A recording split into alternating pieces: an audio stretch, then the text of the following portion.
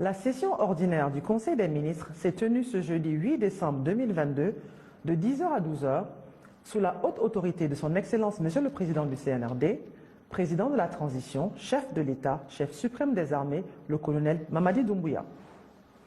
Les points suivants étaient inscrits à l'ordre du jour. 1. Message de son Excellence Monsieur le Président de la Transition.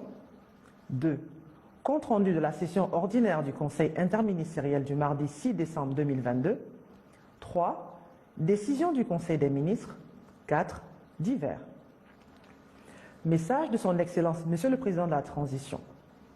Le président du CNRD, président de la Transition, chef de l'État, chef suprême des armées, le colonel Mamadi Doumbouya, à l'entame de son message, a fermement réitéré sa volonté de voir tous les membres du gouvernement, sans exception, à s'impliquer dans la promotion effective du branding national. Le message du chef de l'État a ensuite porté essentiellement sur 4 points. Le cadre organique des ministères, la composition des conseils d'administration des EPA et sociétés publiques, les avoirs et dividendes détenus par l'État dans les sociétés publiques et mixtes, 11 instructions d'urgence formulées au gouvernement. Au titre du premier point, le président de la Transition a instruit le Premier ministre à finaliser les cadres organiques des nouveaux départements issus de la récente restructuration du gouvernement afin de rendre leurs attributions et organisations conformes à la législation en vigueur dans notre pays. Il s'agit des ministères du Plan et de la Coopération internationale, ministère des Affaires étrangères, de l'intégration africaine et des Guinéens établis à l'étranger, ministère de l'Économie et des Finances, ministère des Infrastructures et des Travaux publics, ministère des Transports, ministère de l'Enseignement technique, de la formation professionnelle et de l'emploi et le ministère du Travail et de la fonction publique. Il a rappelé que les appellations existantes sur les édifices ou les sièges des ministères et les correspondances administratives doivent tenir compte de la nouvelle structure du gouvernement. Au titre du second point, le chef de l'État a rappelé les instructions concernant la nomination des membres des conseils d'administration des EPA et des sociétés publiques ou mixtes en cas de changement de poste. Il a insisté sur le fait que les membres des conseils d'administration sont nommés en tant que représentants des départements ou des structures concernées. Dès lors qu'un membre perd son poste ou change de département, il doit immédiatement être remplacé dans les mêmes conditions par un autre membre du département, le siège étant lié à la fonction et non à la personne. Il a demandé à tous les ministres de lui faire parvenir la liste des nouveaux promus devant remplacer les anciens dans un bref délai. Au titre du troisième point, le chef de l'État a invité le ministre de l'Économie et des Finances de lui faire la situation des avoirs et dividendes ainsi qu'un compte-rendu dans lequel sera précisé le délai auquel ce travail sera complètement effectué. Le chef de l'État a aussi instruit le ministre de lui faire le point sur l'état d'avancement des audits relatifs aux contrats signés en 2022 et les paiements effectués sur les 10 contrats. Enfin, le chef de l'État a invité le Premier ministre à veiller à l'exécution effective de 11 instructions d'urgence formulées au gouvernement. Compte rendu du Conseil interministériel. Monsieur le Premier ministre, chef du gouvernement, Dr Bernard Goumou, a félicité le ministre des Affaires étrangères, de l'intégration africaine et des Guinéens établis à l'étranger pour la dynamique insufflée à la diplomatie guinéenne. Ensuite, le Premier ministre a articulé son message autour de 4 points essentiels. Le suivi des actions prioritaires à réaliser d'ici fin décembre 2022, l'état d'avancement du dialogue inclusif interguinéen, la lutte contre la prolifération de la nouvelle drogue dénommée couche, les condoléances à l'ambassade de Chine. Sur le premier point, le chef du gouvernement a salué la proactivité de tous les membres du gouvernement pour la diligence dans la mise à jour du tableau de suivi des actions prioritaires.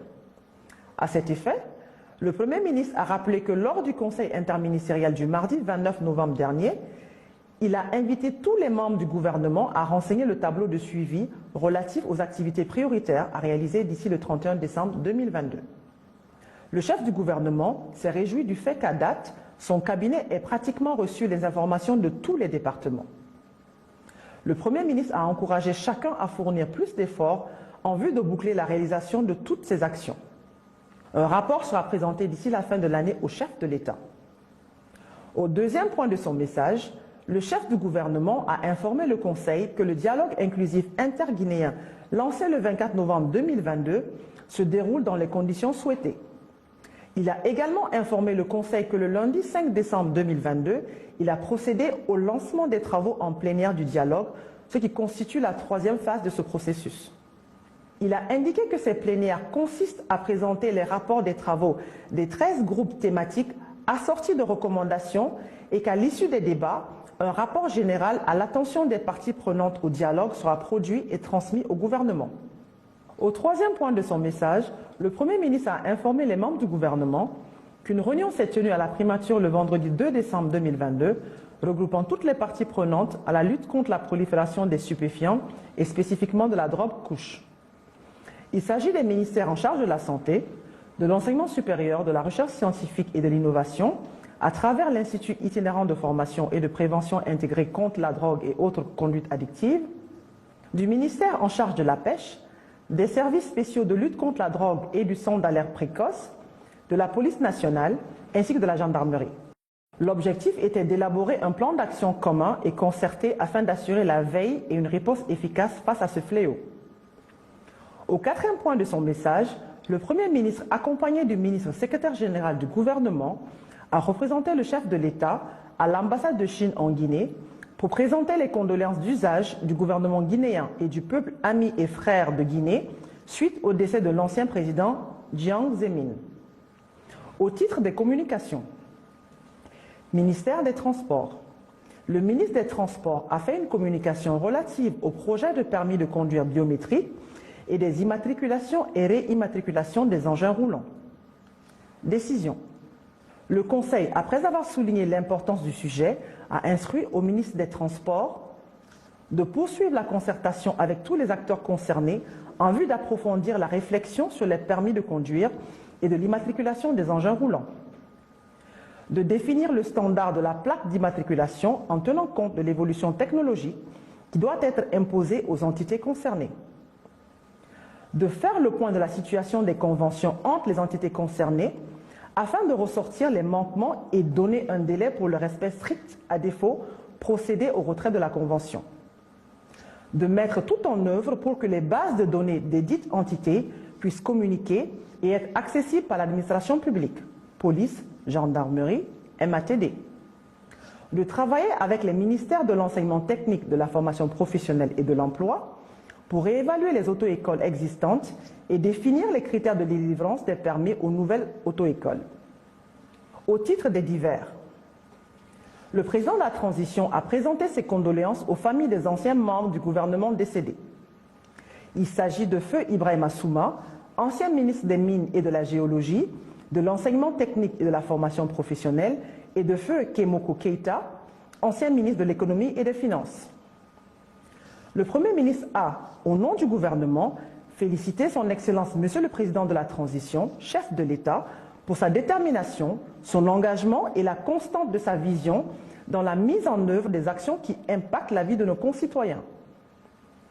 Le ministre de la Justice et des Droits de l'Homme a fait part de la célébration de la Fête internationale des droits de l'homme en collaboration avec le Haut Commissariat des droits de l'homme. Il a informé le Conseil de la tenue de la première réunion interministérielle des organes d'application des lois contre la corruption dans les États membres de l'Organisation de la coopération islamique, OCI, pour l'approbation de la Convention de Makbat al-Boukarama prévue pour les 20 et 21 décembre 2022 à Jeddah, Royaume d'Arabie Saoudite. Le ministre de l'Enseignement préuniversitaire a informé le Conseil que les congés de Noël pour les élèves débuteront le 22 décembre 2022 et prendront fin le 2 janvier 2023. La ministre de la Pêche et de l'Économie maritime a fait part de l'inauguration prochaine du port de pêche de Kaporo, fruit de la coopération bilatérale avec le Japon. Le ministre de la Défense a fait part des dispositions sécuritaires préventives à observer pour la protection de la jeunesse durant les fêtes de fin d'année et a informé du décès de son conseiller économique et social, Dr Tidjane Diallo.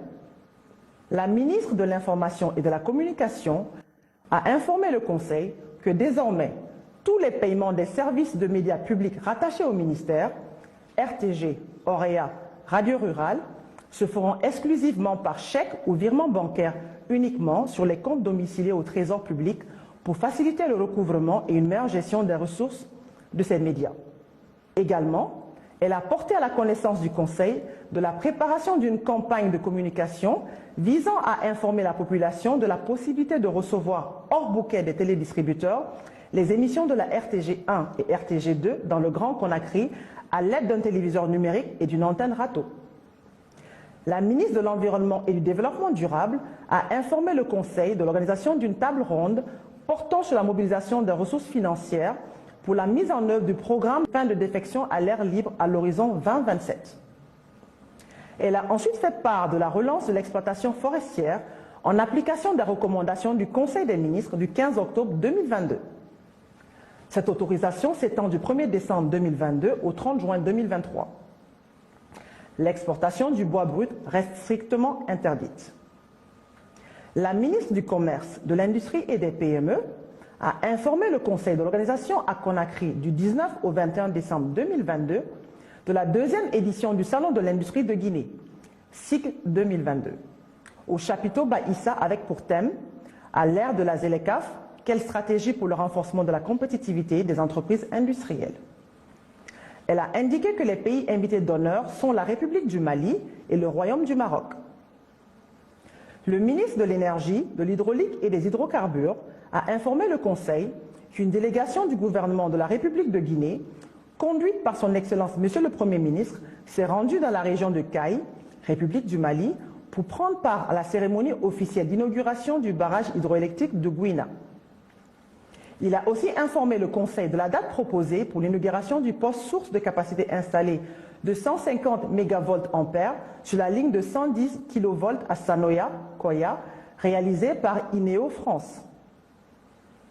La ministre de la Promotion féminine, de l'enfance et des personnes vulnérables a informé le Conseil de la célébration de la Semaine nationale des personnes handicapées prévue du 7 au 13 décembre 2022.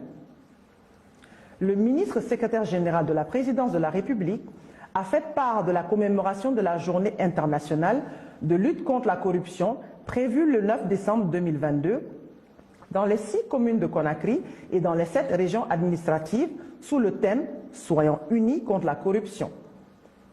Le ministre secrétaire général du gouvernement a fait un compte-rendu à mi-parcours du bon déroulement du séminaire de formation à l'intention des hauts cadres de l'État du 18 novembre au 23 décembre 2022.